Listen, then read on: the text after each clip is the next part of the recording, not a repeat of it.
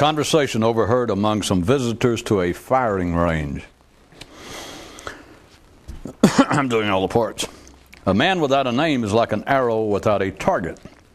Nay, like an arrow without any wind. No, like an arrow without a feather, without any feathers. Then before anyone else could say anything, the first man spoke again. Hold it. This is getting completely out of hand. My original comparison of a man without a name to an arrow without a target properly covered the matter. The rest of this is ridiculous. They all pondered this for a bit. Then one of the other men said, nice speech. You almost had me there for a moment. But that's not the way man's mental life works. Just because some idea seems initially correct and conclusive doesn't mean that additions and alterations thereto are ridiculous. And since when is this sort of ground-level, meaningless verbal evolution a getting out of hand?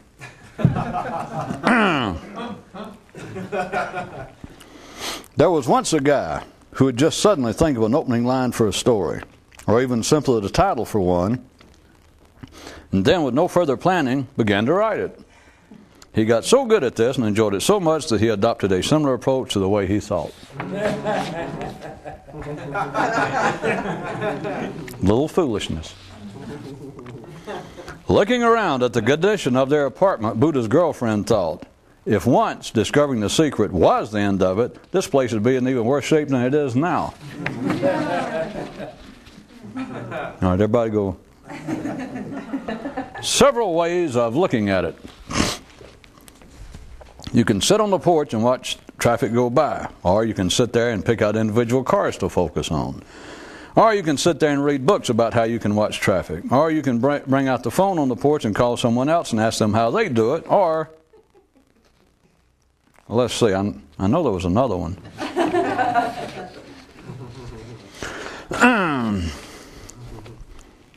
In a consolation attempt, one man said, as long as my mind is alive, I still have a chance. Except that people like that have a distorted conception of what being alive mentally is actually about. Some of the dead, still clinging to the side of the train, believe that they won't really be dead if they can keep from being buried. There was once a land of multiple dimensions, wherein, when the gods were pissed, they slayed the creatures by making them stare at just one. There was once a land of multiple dimensions, wherein were a few who, despite periodic urine drenchings, managed to turn their natural focusing ability to their own advantage. In spite of everything else, the more alert use everything else. The head heifer at a certain Bavonian mystical school one morning so said to those in attendance, the topic of my day's commentary to you is, those who don't know anything often try and comfort themselves by telling you what little they do know. But before she could even begin, a calf up front complained, you know we wish you wouldn't say things like that just before you start talking to us. But see, that's why you're smarter than cows. You understand and never forget that words are just tools at best, and at second best, fashion accessories. Always to be used, manipulated, and changed at the discretion of the knowable with it workman. Even after my explanatory addendum, as they left, several cows were still heard muttering and grumbling. But hey, not you. That's what I like about humans. Announcement. Men do not want enlightenment, their genes do. Announcement. Men do not want to be ignorant, their genes do. Announcement. That is all for now. And now for some medical developments from our Department of Neuroproctology. A young intern recently asked himself, what would happen if a constipation were called and no minds came? Today's fable. Once upon a time in a faraway land was a man who became so smart and understood so well what was going on there and began trying to explain it to others, and started to get so good at it that their land disappeared over and out. For his birthday, one little lamb asked his father if he could go somewhere. There was once a school of mystery which taught that a man cannot reach a higher state of perfection without making fun of and criticizing others. I wonder whatever happened to that school. Well, wonder no more, you silly boy. I wonder what he meant by that.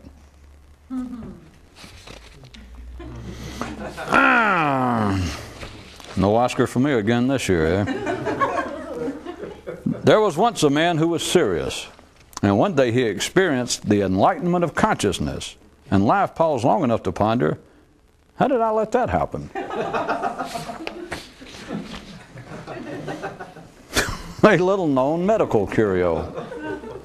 Man invented the concept of small brain tumors to help relieve the pressure of him having to think. Okay. Then men made up being farsighted so that they wouldn't have to see so good. All right then. Men invented alcohol so their livers wouldn't get too uppity. Now that's all. I'm not getting into the area of stupidity and stuff. Now on to our science lab. Relativity exists in two places: Einstein's backyard and the world of neurons. And some hormones hearing this thought, if we could talk, we'd say, yeah, you tell them. A new creation myth based on the toxic cleanup of a previously dumped axiom. If man's mind did not exist, he'd have to invent one. Upon hearing this, a chap pondered, how can we not conclude the same regarding stupidity? That's right, sir. Do it again. Take it to ridiculous extremes.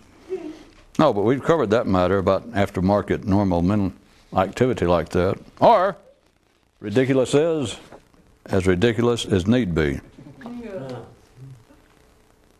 That's what it says. More regarding the great secret. One guy's guess at it. Quoting, I'm betting that the purpose of life is to grow, and that no one fully understands what grow means. The Cell, a brief essay. Mental freedom is an illusion until you realize the Velcro nature of thoughts, which are the bars. The closer one man came to the straits of escape, the better looking he found himself to be. In fact, thought he, if I get any more attractive, I may ask the warden to move you into my cell. Yeah, I know how weird it sounds, but that's how it gets when you get that close to Istanbul. Some horsey news. Without the enthusiasm of a yearling, a 4-year-old will never awaken. As he perused the public history of man's mystical struggles, one man laid down his book and mused, why were so many of the more enlightened killed by the crowd at a certain age? He pondered further, better yet, why is it so often recorded that such took place? Even sheep have their myths and legends, but they're always flock-based, which is why those who begin to smell the aroma of the secret tend to restrict their investigations to activities requiring no library card. Upon being advised of certain transcendentally slanted comments made about human intelligence, one mortal mind stiffened its back, if not resolve, and said, you have some nerve talking about me like that.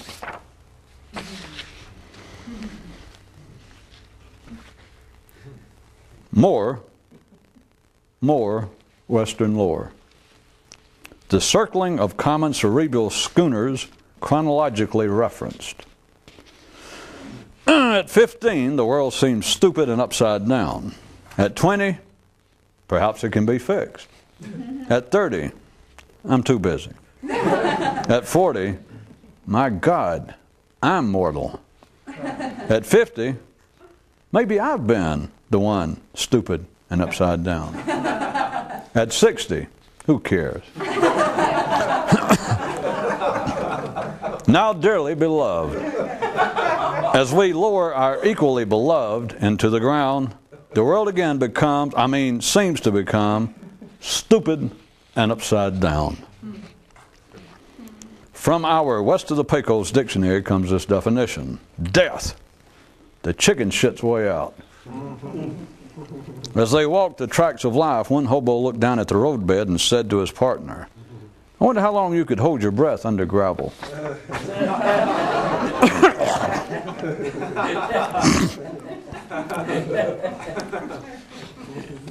One problem a more alert mind has with all psychological and spiritual models of man, in addition to how far removed they may be from reality, is that they always deal with man's past, or at best his present, which to those with more expanded sight is the same. Question: why can't you catch a train to Enlightenmentville? Answer: because the location doesn't yet exist. Thus, only those who know how to travel to a place yet to be can get there. Okay, then, a comprehensible inquiry. How come external travel is so popular? That's too easy.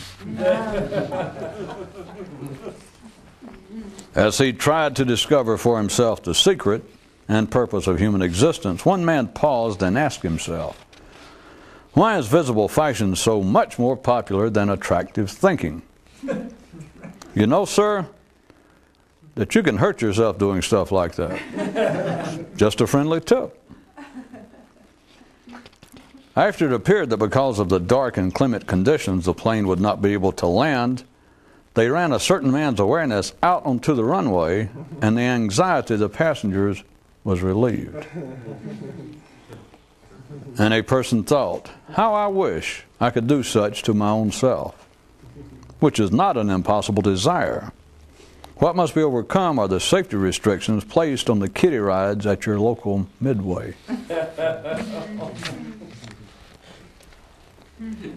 Preference for the body essential, for the mind a pastime. It has been said that getting too close to those who know much can be a dangerous affair. Those who say that, by the way, are nuts. There was one lamb who said to himself, why would I, a sheep, want to learn to fly and sing, if not the flock be secretly, greatly amazed? It didn't say secretly. There was one lamb who said to himself, why would I, a sheep, want to learn to fly and sing, if not the flock be greatly amazed? Oh, by the way, all talking sheep are nuts. Okay. Then let all those who didn't get it again say, bye. And if yours said, you're really beginning to tick me off now. It's a good thing I don't think about it any more than I do. After spending what to him seemed like a long time attempting to awaken, one man finally said, screw it. I'll just try and get rich or famous or die or something. Your inalienable mental right as a normal human being. You can either think more or less like everyone else does, and thus exert the minimum of effort, or try and do stuff like this and make ordinary minds, if they knew about it, go, what the hell are they doing? Wait, it's not so weird. Ask yourself, haven't you already done this to yourself? According to legend on one world, there was a priest who led such a despicable life that he was forced to return in the next one as a philosopher. But he botched that one so badly that he came back next time as a psychologist. Then, after blowing his final chance in that role, the fates issued their ultimate punishment for such as he and threw him into a burning lake of those attempting to awaken.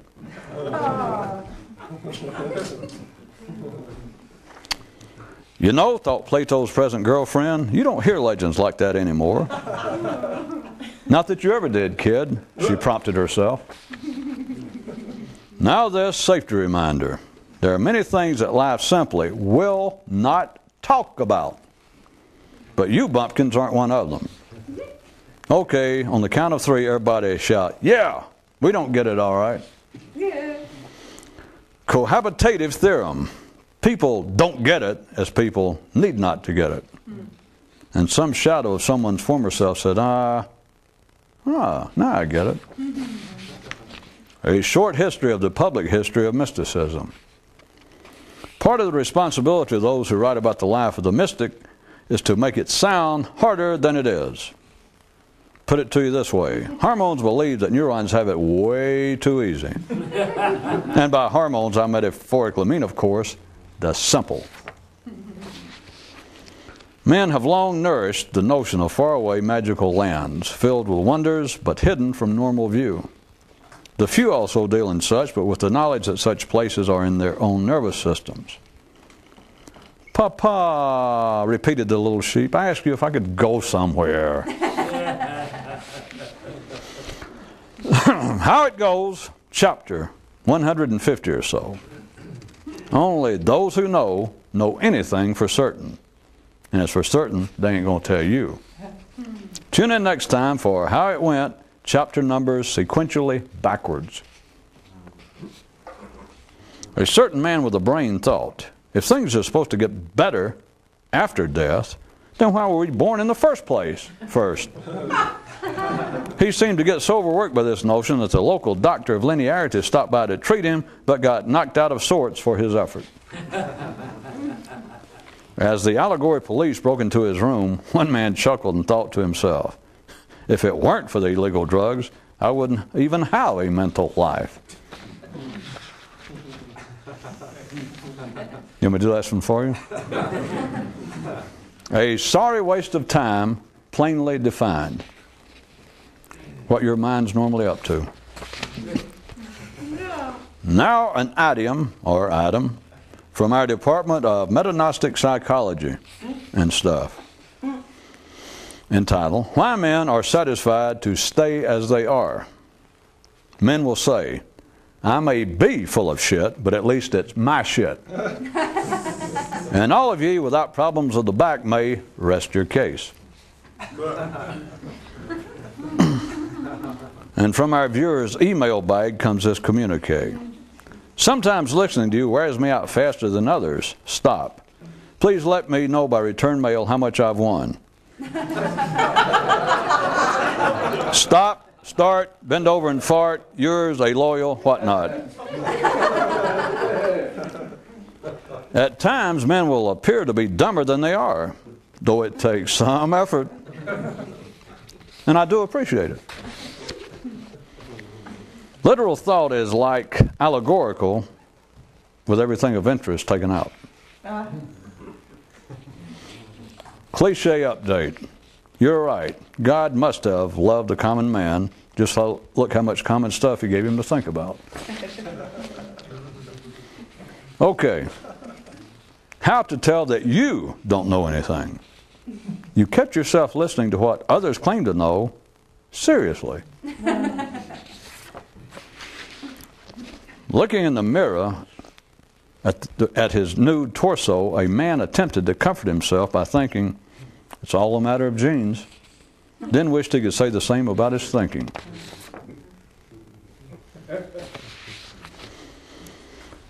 Recently discovered medical fact. Life doesn't mind if you get excited, just as long as you don't overdo it or let it last too long. Okay, kids, now go out and play and be careful to trip and age on time. By the way, for some of you who I've heard are interested in such things, life doesn't care if you give away some of its secrets, just as long as you don't tell them to people who can hear them. And a lad out walking with his father thought, is that why they made traffic so loud? As he watched, trains go by, geese fly, and other things distract his eye, a man said to himself, is there no end to this?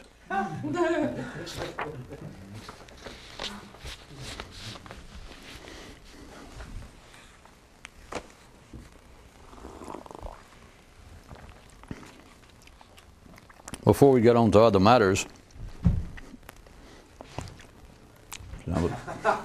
that was the joke for the night. I would like to point out that my periodic mentions of enthusiasm and the natural decline of hormones is not really a commentary on aging, and it's not even some sort of subtle commentary on anybody's individual process of aging. It has nothing to do with just what naturally happens to man, which the culmination of all that being death. It's not even worthy of any more attention than one's health. But what it has to do with the fact is that to attempt to do such as this requires a degree of unnatural excitement about something that is unnatural to start with. It requires a degree of continuing excitement regardless of the natural decline of enthusiasm based upon the natural decline of hormones. You have got to continue to hold a level of excitement that is unnatural within itself, which is one of the purposes of some of my comments that appeared to be perhaps even metaphorical, if not literal, of pointing out what happens when you become older, and me pointing out the many excuses men make and even the damn near impossible to refute idea that you're becoming wiser simply because you're less horny, or that you're becoming wiser because you're now more satisfied to sit around the house and not go out and chase the almighty dollar or a skirt or whatever, that you're just simply getting tired of being alive naturally. And it reflects no degree of wisdom, but it's almost impossible to see otherwise or to refute with an ordinary mind because it all fits. That is not what this is about, but that does occur. And so you're dealing with a two-pronged problem/pleasing possibility. They're both the same thing, but you might find it useful to consider it in two verbal categories, two apparently separate. One is you're getting older, assuming you are. If you're 17 or 20, it doesn't have any personal application, but you just find out you're getting older and slowing down. The natural enthusiasm, which is hormonal, for life begins to lessen. It's just no secret. That's no great. But men explain it in all kinds of other ways. So you have got to uphold an unnatural degree of excitement just to be alive. Then,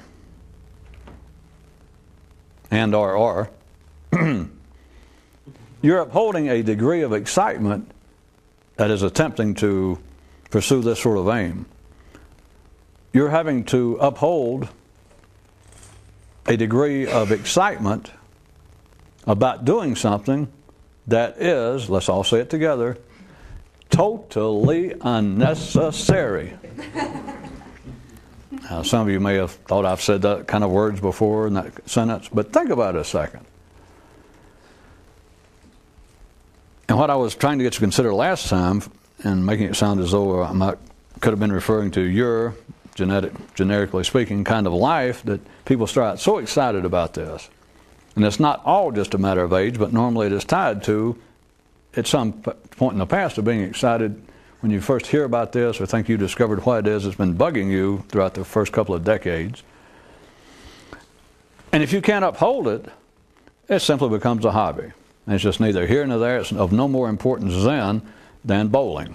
No offense to bowlers, but it's simply a hobby. But even your enthusiasm for the hobby will decline.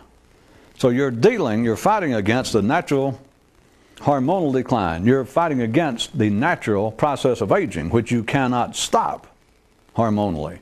But you can stop it, you can interfere with it somewhere else. Because if you let hormones drag you down the same way they built you up, so to speak, which is wherever you got built up to, you make a grave error if you think Harvard, if that's who you're thinking, or you're thinking the Marines for making a man out of me, or my wife got me. If you're thanking somebody besides hormones for making you what you were, and we won't go into that, but whatever you were at best, before you had the grand opportunity of being here, just the best you could do in life. You could have been assistant pope, You could have been a world-famous rabbi. You could have been a senator. Whatever you were, it was thanks to hormones. For those of you that didn't like or didn't seem to care for them, one of the later items there of a man looking in the mirror at a reflection of his nude torso in an attempt to comfort himself. So, well, it's all a matter of genes. And then wished he could say the same about his thinking. Now, the period was there. For those, maybe you were waiting for me to point out something else. Whatever you were, hormones made you what you were. And to the same degree, which is one of the background mistranslated messages inherent in all religions, by the way, that they look at like back to the struggle between two actual external forces to a man, like good and evil. But they're talking about the same thing. What took you up? Well, I can do it right quick. Most of you seem to be what? Hindu? Okay. Well, the Old Testament. Back to the guides, or Jehovah makes these angels to assist him. And pretty soon the sharpest one, Lucifer, decides to overthrow him. But Lucifer came about only because God gave him the position. God gave him the position, God took it away from him. God got pissed and said, that's hormones. There's the message. That you are, but men, the ordinary mind will look everywhere. Ordinary people have nowhere else to look, so they look to the gods, they look to the environment. Nowadays, if you want to call psychology a move beyond religion, they look somewhere to what made me, either good or bad, but let's assume it's a fairly average person that at some time in their life believed that they'd accomplished something, that they did finally finish college, they did finally make more than their father, or they did finally make more than the guy that they used to compete with in college or high school. In other words, they feel as though they have gotten somewhere in life. And if you ask them why, or if they sit around and give it any passing thought, it is always attributable somewhere else. And so you've got all the way from subconscious traumas to peer pressure to childhood, fateful accidents, to pressures of the gods or predestination, whatever. Take mine. We're in the science lab now, folks. The hormones take you up, the hormones take you down. To fool with that is a waste of time. It's impossible. You have got to fight an unnatural fight. Because hormones took you somewhere up to the age of whatever, 20, 30. And then you start going down. You're just simply starting to die. And no matter how enlightened you get, you're going to die. Sorry, but you knew that. Moo.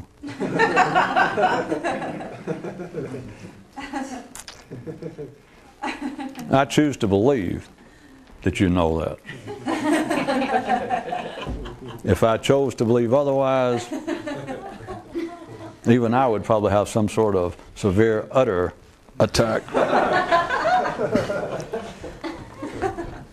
You're fighting. One more time, let me point out, this has really nothing to do with what would normally be called some sort of commentary or a lecture on aging about, well, take care of yourself. You know, we've been through that. If you can't take care of yourself, then you deserve to go somewhere that preaches, take care of yourself.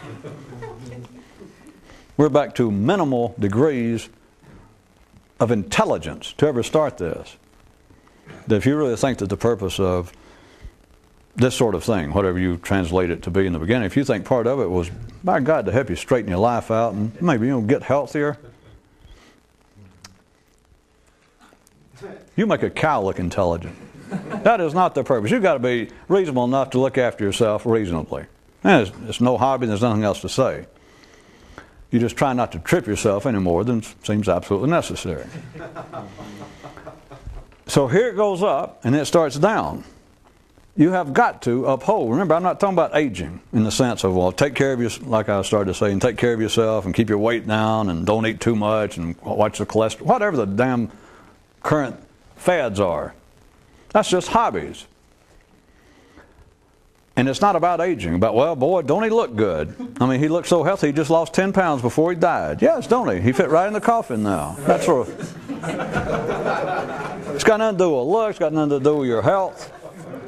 It's got nothing to do with the aging process. That's just life. But we're talking about something else. That's why I was trying to go into it in a bit more, is it depth or height tonight? Yes. It has to do with the fact that it is natural. Forget health, forget dying, and etc. Forget natural aging, that's not it. We're now not talking to ordinary people. I'm talking to you in an extraordinary way. You have got to fight to continue a kind of enthusiasm that is absolutely, with no exception, no conditions, unnatural. Now, there are people, let me point out again how much life plagiarizes me. You can take, as always, when you're in the Lincoln Tunnel and the president's not there, you can turn around and go the other way. So I'll leave it to you.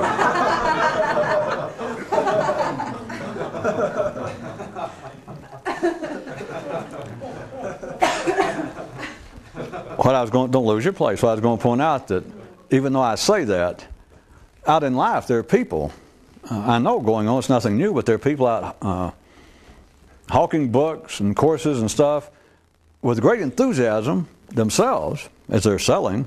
Because remember, when you're lying, it's almost required, or when you don't know what you're talking about, it's almost de rigueur that you be enthusiastic, that you sham sincerity and maybe whine a little and get your eyebrows to do kind of, where you look real concerned, like I'm only here to help you. I don't know whether I can do it. I know I can't, but I don't know why I bothered to say I didn't know whether I could do it.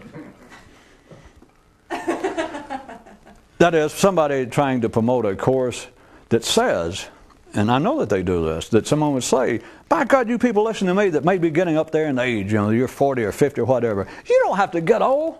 You know what kills people? You know what really kills them? No, it's not cholesterol. It's not all that. It's not drinking and smoking. You know what it kills them? They lose the zest for life. You've got to keep your enthusiasm. I know they say it, but what I was saying is how life can trick you, that they plagiarize from people like me. They're not talking about neurally. They're talking about the impossible. They're saying you've got to keep the enthusiasm. What they mean is doing the impossible. That is, they're addressing the physical. They're addressing the hormones in the people listening. When they say you've got to stay enthusiastic, which you can't do. But so what? I mean, that's never stopped religion, psychology. That has not stopped civilization. For somebody to go, let's do so-and-so. And then for some smartass that might know what's going on, that might show up in some kind of dazed moment and point out to them, well, you can't do that. How silly, how irrelevant. Why would he bother to point that out? That's got no bearing on anything. So it's not enthusiasm of that sort. When I say you got to uphold a kind of enthusiasm, it's enthusiasm has nothing to do with keep your enthusiasm for life at the hormonal level, because you can't. Not unless there's somebody here that does plan to be immortal. Not just plan, I mean you've got to be now on the uphill slide to such an end. You can check with me after the meeting. No hurry, no. Take your time. Take a long time, as a matter of fact. The enthusiasm is a kind that is actually indescribable. It is not out in the marketplace. No matter that you could hear what I was trying to give you is almost the exact words that I know go on. And how for thousands of years, but I know it's going on right now, is people saying exactly what I say people do not say. That is, someone trying to say that the whole thing of aging, what kills you is not just arthritis, not just getting old and your veins beginning to turn green and purple and liver spots taking over your whole body where you got a year-round tan. No! What kills you is the loss of enthusiasm. Come on! And somehow all these old people, throw down your walkers and stuff and get up. And, Of course, they're always a little behind. They probably say, get up and do the boogaloo. And they might put on a Chubby Checker record. And they think, it is not that kind of enthusiasm. That's a hobby. Nothing wrong with it, but it's got nothing to do with this. Except it sounds like exactly what I said does not happen in life. The kind of enthusiasm required for this, after all that, most of you should have some feel for it. It's just the kind of enthusiasm. I'll go ahead and put words on it, which I shouldn't do, but so what? Who's going to sue me? You? Well, watch it. Of your own mind periodically saying, my God, how long are you going to try to pursue this when it seems like you're never going to get there. It seems like you are not there yet. And there's nothing in the human nervous system, nothing within you naturally to oppose that. Because your mind can say, all right, you've been reading books or going to meetings or trying to pursue some sort of discipline or listen to some guy talk for how many years? You go, well, the whole idea of whatever terms they might be using, enlightenment, more awake, a clearing of the mind, some higher degree of consciousness, has that happened to you? Has that happened? And you go, well, no, you know it hasn't. And you think, well, screw this. The inclination is to say, well, screw this. There is no hormonal support under it. You had hormonal support back, let's say, when you were 20. That by God, I will write the great Albanian novel. Where are we tonight? No, I'm sorry. Hungarian novel. I'll write the great Hungarian novel. I'll write the definitive Lithuanian symphony. I will screw the ultimate tall, blind, whatever. All of that is hormonal. I'll get so rich and powerful that everybody that ever made me the slightest bit mad in high school, I'll squash them. And some of them, instead of just having them killed, I'll find those that's gotten sort of successful and I'll ruin them. That's hormonal supported. You don't have to do that. That's the whole thing. I'm telling you, hormones will take you to the best spot from your view, from ordinary views. It'll take you to the highest point that you ever reach in life. And then hormones have to move on that kind of energy to the next generation. It's nothing personal. And then hormones get to a certain point, and you're yesterday's news. You were a star yesterday. But as they like to say in Hollywood and in Rome, hey, what was your latest film? You're as great as your last box office receipts. Life simply turns away the next generation, and it's like, here you are, perhaps you feel like, I am on the verge of real stardom. And suddenly, it's like something went away. In ordinary minds, they'll turn and they will attribute it. They'll blame it on somebody. I was about to get somewhere in Hollywood, and then some sort of intrigue started. I made the wrong person mad at a party or something. All you got to do is look at them and check their Bible and see how old they are. Of course, many of you have already been through it and had your own excuses. But it's like life in your whole generation, that whole time frame, it brings you and your contemporaries up to a certain point. And that's it. I mean, you are literally yesterday's news. You have done the best you're ever going to do for life. And it's then life just kind of lets you go. It's like throwing a kid. It helped you learn how to swim, let's say. Even taught you how to dive off one board. But then pretty soon, say you're getting overweight, a little too heavy on the avoirdupois. You're not going to win. You're not going to win any more contests. You will not. You can't make the Olympics, and life just naturally suddenly it's the sound of new little nippers, a whole new generation down at the end at the kiddie pool, and life just not knows you can float. Unless you want to look at it this way, life no longer gives much of a damn. But there it is. It taught you to swim, and it's hey, and life just wanders off like and it goes down there to these other kids, and there you are. The zenith has now been passed. The zenith is over, and you start going, and you wonder, what the hell happened? The hormonal base of that kind of enthusiasm, which is natural, mechanical, non-controllable, non-willful, and in the sense that you and I should be referring to it, has almost no connection to a man's mental comprehension. It's why he must blame it everywhere else, or attribute it everywhere else. He attributes it before the zenith, and maybe right at it.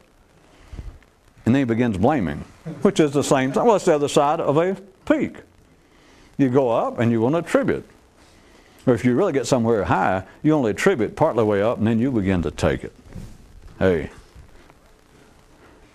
A few people helped me. I can't remember their names to get going. But I got here because of me. And then as soon as life turns away and goes, then you start down, and there's no more me. You don't hear me anymore. Well, you hear me. You don't hear the guy saying, I did all this. He then starts saying, you know what they did to me? You know what they did to me? And you go, there is no control over it. It is hormonal supported. That's what I don't want you to understand. It comes out intellectually, They think it comes out of a man's mouth. It comes out in the world of civilization, because hormonally there's only so much you can do. We've been through this again, but I don't guess I can repeat it too often. We'll be the judge of that. Wrong. No. There's only so much you can do hormonally. You can only eat so much, you can only screw so much, you can only sleep so much, with a few exceptions. In fact, with a few exceptions, well, all of them, I just, for some reason, sleep hit me.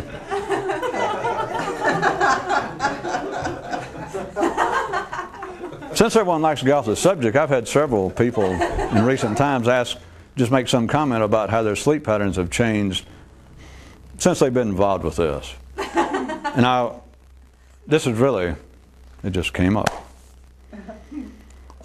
From one view, and probably medical science, but now holds something similar, I'm sure, that sleep, the reason that men physically need sleep is for the body to rejuvenate itself. I mean, it's true with animals and everybody. And it seems to vary, well, it does vary from species to species. But now psychology has some schools of psychology, some lines of thought, interpret interpret man dreaming as being the mind also needing to rejuvenate itself. That in some way, dreams are a man's nightly attempt to compensate for his daily failures, to make sense out of some of the irrational aspects of his daily life. That his mind needs to lay down and have all these dreams, as weird as they may sound, but in some way it rejuvenates his mind, brings it back to some sort of ground zero, some neutral level, so he can get up and get going the next day. All right, let's just accept that. Let's accept there's some validity. The only thing I was going to point out, to no one in particular, but when you find that your sleep patterns, I'm not saying this is necessary to occur, but when you find that you need less and less sleep, I would simply point out there's less and less need for your thinking to in some way have to readjust itself, to rejuvenate itself. In fact, as long as I've gone this far, I'll conclude by saying, damn near contraire. Back to the subject. Are you sure you should have done that? Well, we can edit the tape, but I can't edit your hearing. The hormonal basis that makes life, that gives people their excitement. It comes, it is given to you, and then it goes. And there's nothing, that's not what we're talking about. And yet, you have got to, remember I gave you 2 ways to consider it, you have got to uphold a kind of excitement that is absolutely unnatural, and not the kind of some 80-year-old weightlifting guy or that says I only eat green fried tomatoes and look at my skin, look, I got all my hair, and he's saying you do it and buy my book and you can do it because you got to keep the enthusiasm. It's not that, because that is not true from our sense. It is inoperable. It is just, maybe it's a cheaper version of fighting death than having to go to a church and pay for a pew. You probably come out cheaper buying his course, but it's the same thing. That is not what we're talking about. The first one is, just consider it, I'm saying you have got to uphold a kind of excitement that's unnatural. And let's just put a dash or a semicolon and let it go with that. It's just unnatural. A little more specific is, and you realize we're talking about doing this. You have got to keep a kind of excitement, because you cannot start coasting in any manner and think, well, eventually, I'm living a decent life. I read books. I go to meetings. I listen to some guy talk, or I try and meditate. And it's kind of a hope-for neural version of the old idea of a lazy guy that thinks, well, if I lay here long enough, my mouth open, a pizza will fly in. It's sort of like the feeling that people are inclined to think, well, I've been thinking about trying to be more awake, more conscious, more alert for close to 35 years. It kind of feels like, well, if there's any fairness in life, sooner or later it's like I'm just accidentally one day going to walk into some kind of time warp or some kind of neural warp, and I'll suddenly be awake. Suddenly, Buddhahood will just fly into my mind. You cannot coast. You cannot slide. And all that sounds like some kind of great challenge, like, by God, you got to knuckle down. Except then, if you actually look at it that way, then you would be within your rights to say, knuckle down to what? You have got to uphold a kind of excitement that is unnatural. And then the refined inner version of that is, this excitement is about something that is absolutely unnecessary. So you're first fighting the natural hormonal decline, which is just another way of saying you're fighting being alive. But you have got to uphold a kind of excitement that's got nothing to do technically or directly with the body. It's not trying to be healthier, not trying to live longer. Well, I'll leave that to you. I shouldn't make editorial comment. Some of you may like it here on this world, for all I know. I was going to say there's no accounting for taste, but I've already told you there is every accounting for taste. It's just that people don't hear what it is, and so they go, well, there's no accounting for taste. And if I was around, I don't cause trouble. I go, oh, boy, you can say that again. There is every accounting for taste. That is, accounting for taste is no problemi. But wait for somebody to say, well, I didn't know that. Would you tell me can you account for mine? I have yet to have any sane, decent human being ask me such a question. Even after I'd said, hey, there is every accounting for taste. I have yet to have a decent, middle-class person, not any of you, but a person walk up to me and go, well, I'll be. Would you be so kind as to share it with me? Nobody's even come close. You're trying to uphold a kind of excitement for something that is unnecessary. I consider the first form of excitement of being alive, surely you can see, is hormonal based. That is survival based. I use hormonal, as you know, as to give some contradistinction between that and a neural. The area in man that alone is singular to other creatures on this planet, to all life forms that you know of. The hormonal excitement is natural, takes no thought, takes no effort. As the man said as he looked at his torso in the mirror, nude, went, well, it's all a matter of genes. Yeah. You can get somebody to say that, but then he said, I wish I could say about my thinking. No, he doesn't. I said that for you. I threw in that last line. And then he thought, I wish I could say it for thinking. No, he doesn't. If he knew what he was doing, he would, but he doesn't know what he's doing, so he doesn't. You got that? He can blame that on somebody else. Well, I can't help it now that I'm putting on weight. Hell, I'm 40 years old. Look at my mama. Before she died, she got fat as a pig. And then somebody says, yeah, but she wasn't as stupid as you. And they have to go, well, yeah, but she didn't have her as a mother. Of course, he didn't mean it genetically speaking. He meant the psychological influences she had on me.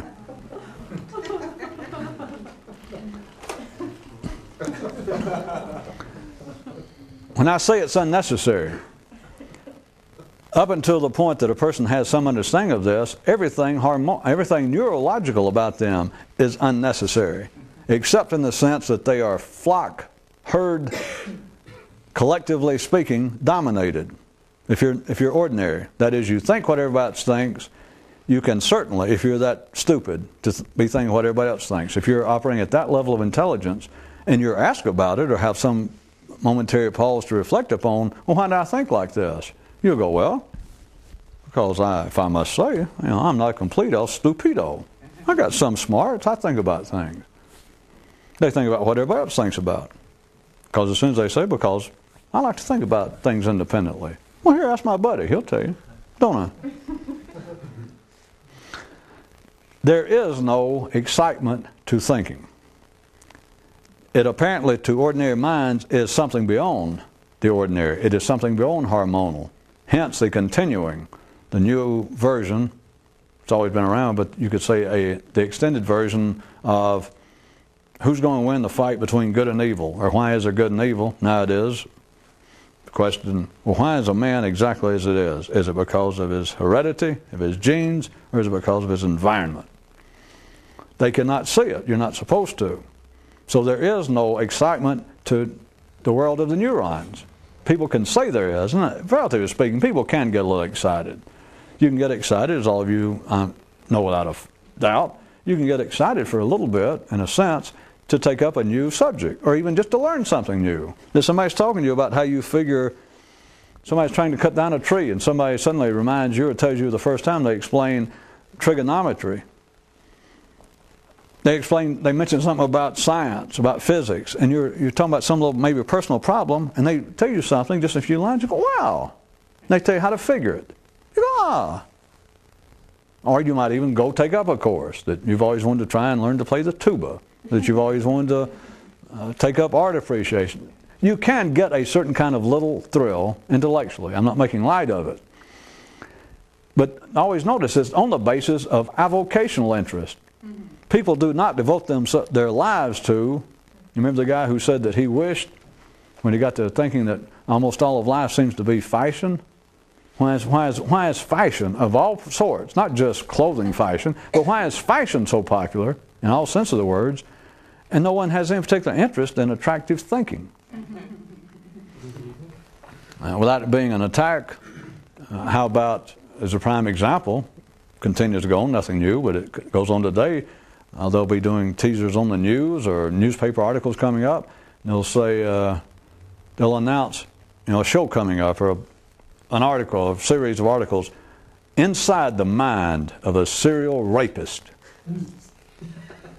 And I mean, they promote it and have all kinds, and it obviously works, but here's the point. They present not only as entertaining, when they say inside the mind, they present it not just as entertaining, but down there, enlightening, informative entertainment.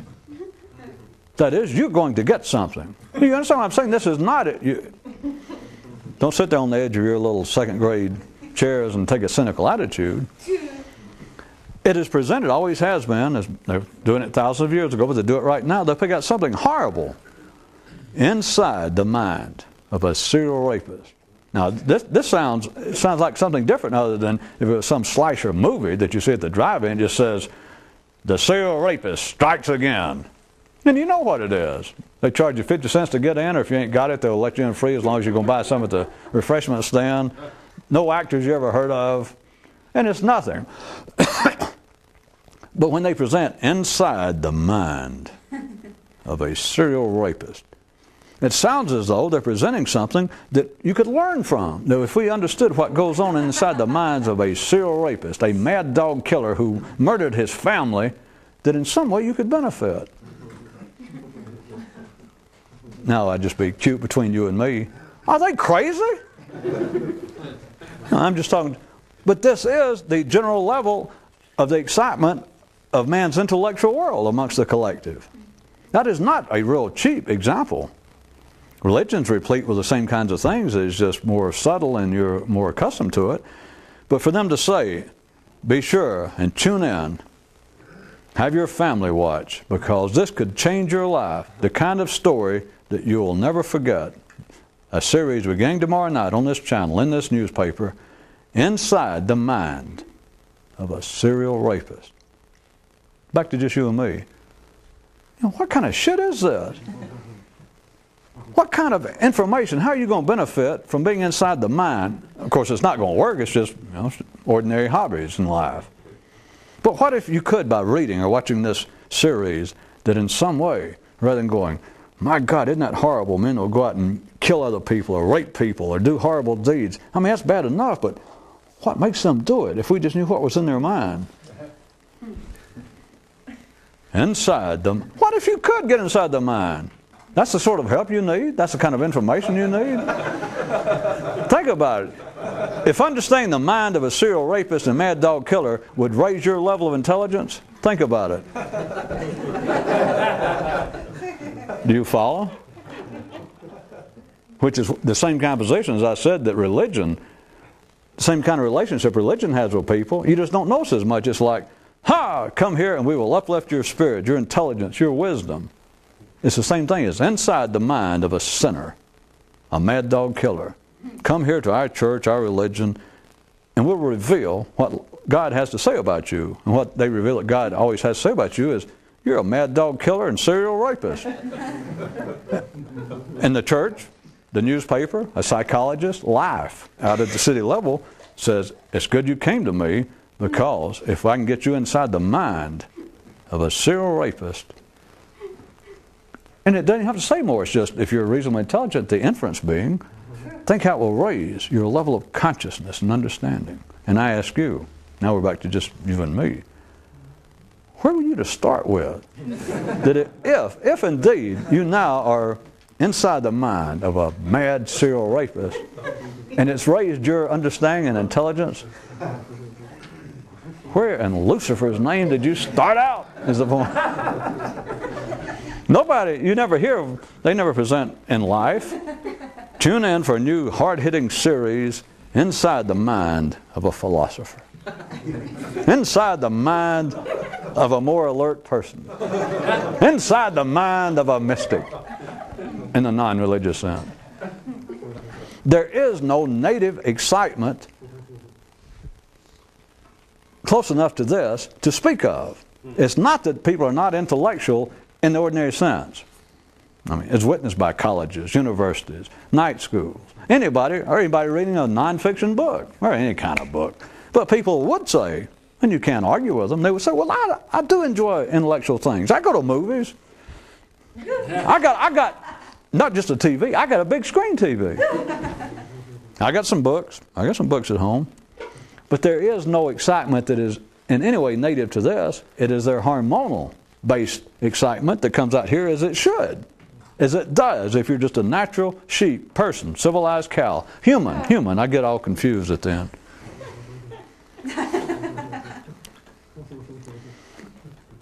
The kind of excitement that it takes to do this is unnatural, and it's unnatural in that what you're attempting to do has no hormonal basis.